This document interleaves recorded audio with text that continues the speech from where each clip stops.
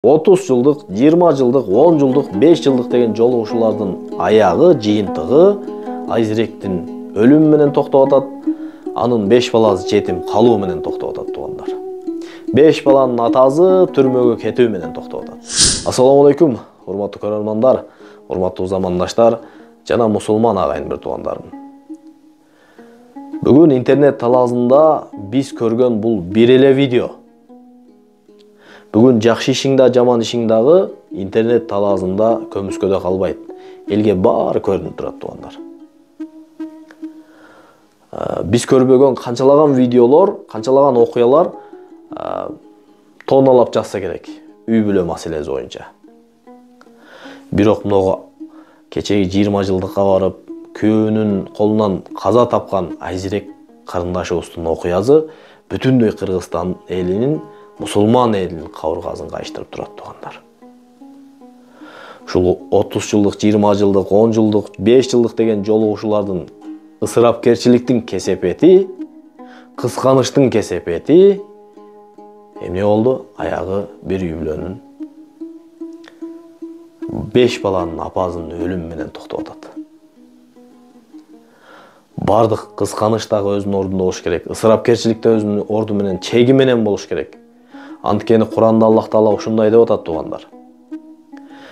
Мен бул сөзүм менен кээ бирөөлөр жаман көрүшү мүмкүн, досторум жаман көрүшү мүмкүн. Сен значит 20 жылдыкка, 30 жылдыкка, 5 жылдыкка, 10 жылдыкка каршы экенсиң да деши мүмкүн да. Ысырапкерчилик болсо, шариятыбыз кайтарган болсо, мен ага каршымын. Эгер досторум асманды көтөрүп турган болсо таштай берсин. Капа болсо капа боло берсин. Бирок бир акыйкатты айтышыбыз керек да. Туура сөздү айтышыбыз керек да. Туурабы? Аллах Таала Куранда ушундай деп атат: "Жегиле, ичкиле, бирок ысырапкерчилик кылбагыла" деди. Мына ысырапкерчиликтин кесепети бир үй бүлөнү талкаланып, 5 баланын апасы өлүмү менен токтоп атат. 5 баланын апасынын өлүмү менен токтоп атат туугандар. Бул жакшы иш эмес. Бул жакшы иш эмес. Ушундай ысырапкерчиликтерди кылып, 30 жыл, 20 жылдыкта, 10 жылдыкта, 5 жылдыкта жолугушуп, акчаларды ысырап кылгандан көрө териштирип отурсак, өзүбүздүн ошо классташтарыбыздын ичинде, кыздарыбыздын, балдарыбыздын ичинде үйгө муктаж, сарайга муктаж, бир карыстан чыга албай аткан, ооруп аткан досторубуз чыгат туугандар. Мына ушуларга берсек, эң сооптордун төрөсүн алабыз, эң жакшы иш кылган болобуз. Айлыбызда асфальт төшөлбөгөн болушу мүмкүн, асфальт төшөп коелу, мечитибизге жардам берип коелу, мектебибизге жардам берип коелу, көпүрө салып коелу, суу чыгарып коелу. Мына эми кылабыз десек, ушундай жакшы иштерде жарышпайлыбы? Ысырапкерчиликте жарышып атабыз бүгүн. Бул маселелер боюнча, бул 20 жылдык, 10 жылдык, 30 жылдык деген маселелердин үстүндө биздин Орто Азияга таанымал болгон, шариятыбызды ийне жүүнүнө чейин түшүндүрүп койгон устазыбыз, чубагы устазыбыз, алымыбыз бардыгын түшүндүрүп койгон. Ишенбесеңиздер, бул видеого көп болуңуздар. 10 жылдыкты биз болбойт деп өткөндө Бактиярдан лайт ызычуу болуп кетип, анан дагы казылар ызычуу болуп кетишпедиби? Неге туура айтылган сөз.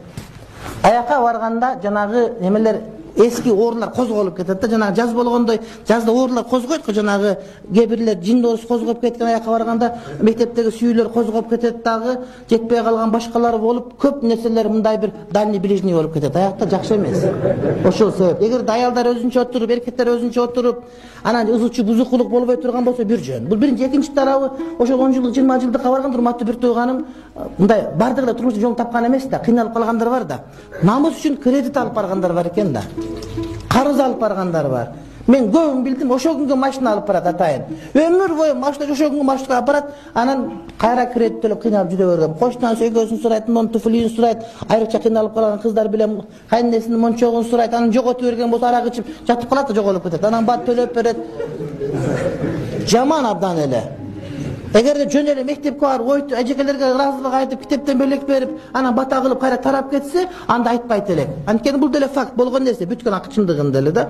Просто биздики кыйын. Анан жылкы соймой, башка кылмай, акчанын баары аз жакшы самалып башталып калды. Жетимдерге үй куруп бермей, башка кылмай. Ошондой болсо макул баш үстүнө. Бирок андай болбой атпайбы биздики? Барганда эле чай питье болсун, бирден торт жегиле кичинекей, анан бирден суу ичкиле, анан эжекелерге рахматыңарды айткыла, анан мектепке бир класс жасап бергиле, же бир жетимди куруп бергиле, кайра тарап кеткиле, ошол болот да. Сөзсүз түрдө кечинде бияка бийлеш керек, анан бияка кечинде бияка бийлемей, анан мунукуна тамак жемей, анан бияка келмей, анан да эң жаман жери кандай? Айылда калып калган айылдык балдар эт биширмей айылды диш жуйт, а шаардан бара только бийлейт. Теңдик жок да жерде. Чынбы? Бияктар акчасы барган барлар кый башкарат. Буларчы, булардын катындары диш жуубайт, эркек тарап эт биширбайт. Ошо айылда калып калган 11-де бүткөн бойдо бечара колхозчу болуп калган, ошол койду соёт, ошол куйкалайт, ошонун аялы диш жуйт, экинчи сорт болот да. Ким ушундай классташтын кереги бар, тең болбогондун. Тең эле партияда чоң койгонсуң го. Сен бир жак ак болуп кеткен шаарда жүргөн болсоң, ошондойдун кереги жок мисалы үчүн. Ошентип дос болгондун кереги жок. Чын урматтуу бир тууган, тең болгондо дос болуш керек. Каерге барсаң ушундай. 5 сом көп тапкан өзү манга, бирок 5 сом көп тапкан барак сөк болот, тияка бар. Болбойт анын кереги жок.